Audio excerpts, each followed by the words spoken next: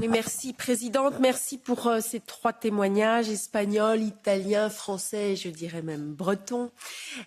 J'aurais une question très simple que j'ai posée à la première table ronde. Qu'attendez-vous de l'Union européenne sur cette question de la prévention des inondations et du recul du trait de côte? Ça, c'est ma première question. La deuxième, on a entendu à travers les exemples qu'il y avait des solutions basées sur la nature pour préserver et prévenir notamment les inondations. Mais on entend parler parfois d'une solution qui s'appelle, sur le retrait du trait de côte, le retrait géré.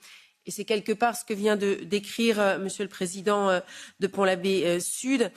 C'est en fait un retrait qui consiste à déplacer les habitants.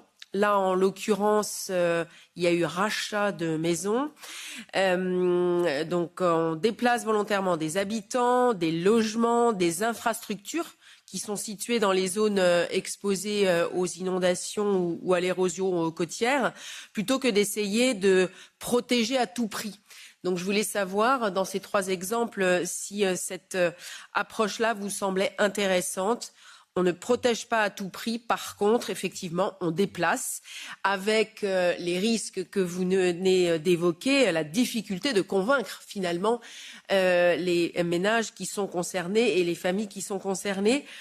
Si je n'ai plus la parole tout à l'heure, je voudrais juste signaler à la task force qui est ici présente que ça pourrait être intéressant à l'issue de cette audition, peut-être d'avoir des informations, une espèce d'observatoire de ce qui se passe dans les différents États membres qui sont tous concernés. Là, on a eu 3 exemples, avec un échange des bonnes pratiques, puisque certaines viennent de nous présenter ici. J'ai une question précise à Monsieur Le Douarré. Chers collègues, comment avez-vous évalué le prix de rachat des maisons?